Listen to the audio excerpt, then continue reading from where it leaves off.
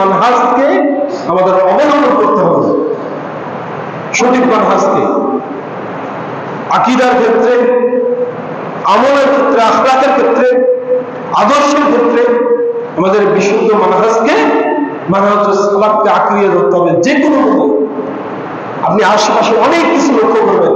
আল্লাহ রাসূল এই কথা বলছেন, তিনি একটা এই হাদিস আমি অনেকবার বলছি যে একটা রেখা টানলেন, টানার পর তিনি আশেপাশে অনেকগুলো যে খুতুত আল্লাহ রাসূল অনেকগুলো রেখা টানলেন, টানার পর বলেন যে এই যে একটা দেখতেছো এটা হচ্ছে সিরাতুল মুস্তাকিম। বাকি পথে আপনি অনেক কিছু দেখতেছেন, এগুলো প্রত্যেকটা পথের সামনে শয়তান দাঁড়িয়ে আছে।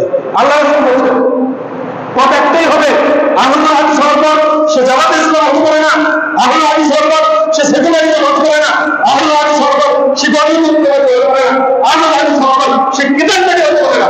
আহলুল হাদিস ওকে নির্ভেজাল আহলুল হাদিস হতে হবে, নির্ভেজাল সালাফি মানহাজের অনুসরণ করতে হবে। বিগত 34 বছর পর বিভিন্ন মতবাদ তৈরি হয়েছে, এগুলোর অনুসরণ করে আপনি নিজেকে প্রতিষ্ঠিত করতে পারেন না। আপনি মনে রাখবেন, আপনি ওই রীতিনীতির অনুসরণ করতেছেন যে রীতিনীতি 34 বছর পূর্বে রাসূল সাল্লাল্লাহু আলাইহি ওয়াসাল্লাম এসেছেন, ওই নীতির উপরে আপনি আছেন। অতএব নিজেকে শান্ত রাখতে হবে, নিজেকে সচেতন রাখতে হবে। দৌড়াদৌড়ি করলে বিভ্রান্ত হয়ে যাবেন। আল্লাহ সুবহানাহু ওয়া তাআলা আমাদেরকে সঠিক বুঝদান করুন, বিশুদ্ধ মানহাজ বোঝার তৌফিক দান করুন। বিপদগামী থেকে আল্লাহ সুবহানাহু ওয়া তাআলা আমাদের সকল সালাফি ভাইদেরকে রক্ষা করুন। সকলে